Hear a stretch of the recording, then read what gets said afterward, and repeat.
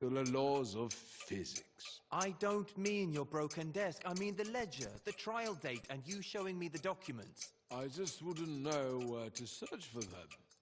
Besides, something said in private cannot be used in public. Therefore, you seeing those documents will not help your case. I would say it might even hinder the proceedings. Mr. Holt, I insist. Your trial is still in its infancy. You would get the wrong impression after reading them. They are destined for me, not for you. Trials run their course all by themselves. All they really need is a nudge from time to time. After reading the papers, you could get the wrong idea and start acting erratically. This would for sure complicate the case. This obviously is a very stupid system. How can one defend himself if he doesn't know what he stands accused of? It's far from being the lawyer's job to introduce any improvements in the court system or even to think about it. It's far from being the lawyer's job to introduce any improvements in the court system or even to think about it. Many of them spend time on the matter, time that could be spent far better elsewhere. The only right thing to do is to learn how to deal with the situation as it is. Any other approach is simply superstitious nonsense and might do incalculable harm. Not to mention attract the special attention of the officials. Never attract attention to yourself. Mr. Holt, I would like to discuss my defense with you, but I don't even know the charges. That is not important. What is important is to submit the first set of documents to the court. The first set? What are they? The defense doesn't have access to court records, especially not to the indictment. That means we generally don't know, or at least not precisely.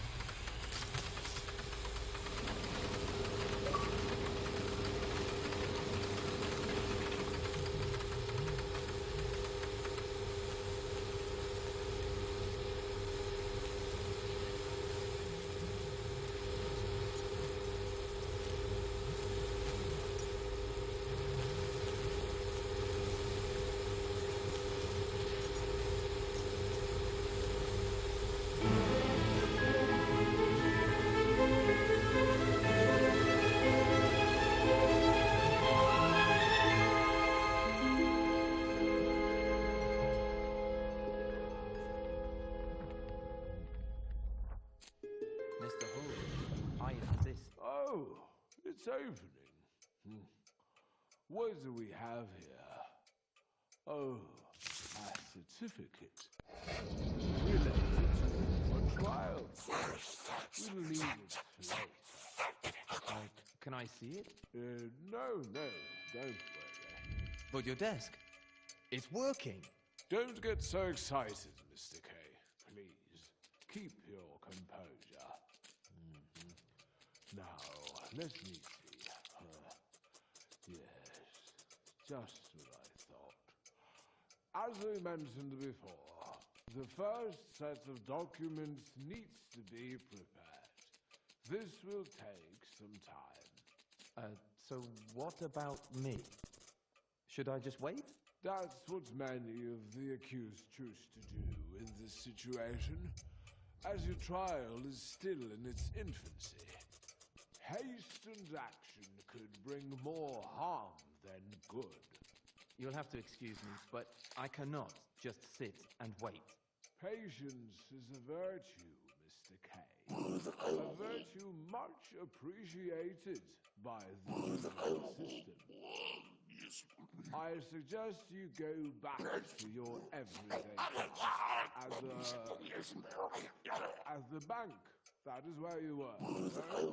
How can one just continue a normal everyday life knowing that he is accused? That he is under suspicion? You will be surprised to discover how easy it is to get used to such a situation.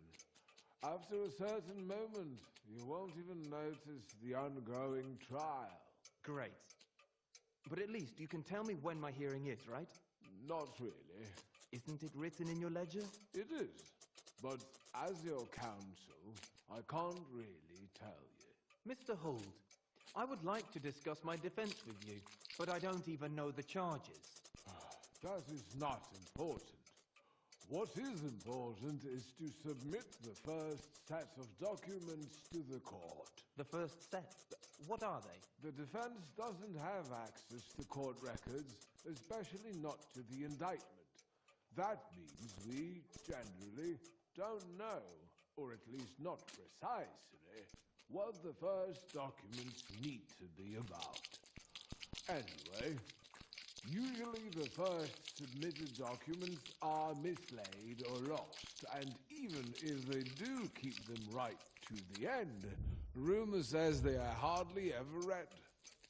This is all very regressible, but not entirely without its justifications. You should not forget, Mr. K, that there is no law that says the trial has to be public.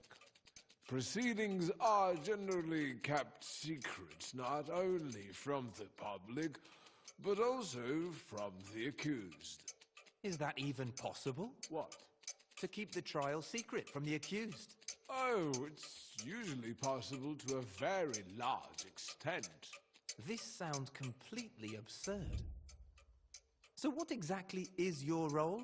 The most important thing is the lawyer's personal connections. That's where the real value of taking counsel lies. Contacts with higher officials. Or with high officials, but with lower grades. That is the only way to influence the progress of the trial. Hardly noticeable at first, it's true. But as it progresses, it becomes more and more visible. There are, of course, not many lawyers who can do this. So you have made a good choice by coming to me. Do you already have some paperwork? The law is tireless, and what is this? Oh my God! What is the matter? My wig! My precious! What's the matter with it? This dirt! Where did it come from? Dirt? Yes, dirt! Oh my God! I need Lenny to clean it immediately. Could we not first finish our business, sir? Mr. K, you will learn that in the law, As in life, some things cannot be postponed. What are you talking about? Have you ever seen a legal counsel without a wig? I wouldn't know. Exactly. How would you recognize someone working for the law if he didn't have the necessary attributes? I don't know. I guess I would have to ask them. Exactly. Questions. The law is here to minimize them instead of multiplying them. Well, it doesn't seem so. From what you've been saying, I have a lot of questions, and I barely understand what you're talking about. Confusion should not be met with a multiplication of questions. What should it be met with, then? Humility and submission. The law is tireless, and so are we, the defense. It should come to no surprise to you that we have an extensive network for relevant information. Your case is a very interesting one. Indeed, things like this don't come all of a sudden. They start developing a long time beforehand. There must have been warning signs. Oh, these stamps. Oh, the certificate. Did I stamp it already? Anyway, it's official now. I'll put it with your documents. I don't quite remember why it was needed. Documents? What documents? Mr. Hold, I'm withdrawing your representation in my case, with immediate effect. Do I understand you right? I think you do. Well, we can certainly discuss this plan of yours. It's not a plan anymore. We still mustn't rush anything. Nothing is being rushed. Everything has been thought through, probably for too long. The decision is final. Then allow me to say a few words. You are running the risk of catching a cold for no reason. The circumstances are important enough, and you've become impatient. I am not impatient. It is just that I came to you, hoping that this case would become less of a burden for me. Well, quite the opposite is happening. If you would represent me, I will end up worrying about the case much more. I will always, without ceasing, be waiting for you to do something. It will grow more and more tense. As for the information about the trial itself, you won't even tell me when it will occur. And I am left guessing that it's getting closer and closer.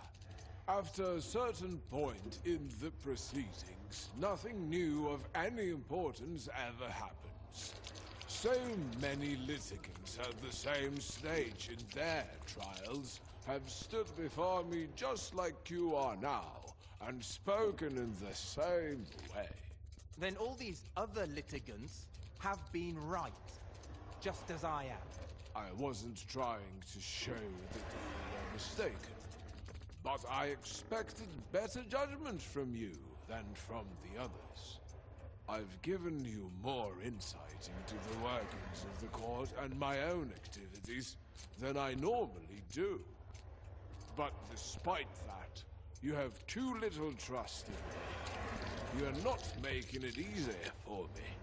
You see, I have the impression that you have not only misjudged the legal assistance I have given you, but also that you believe that you are being handled with apparent neglect.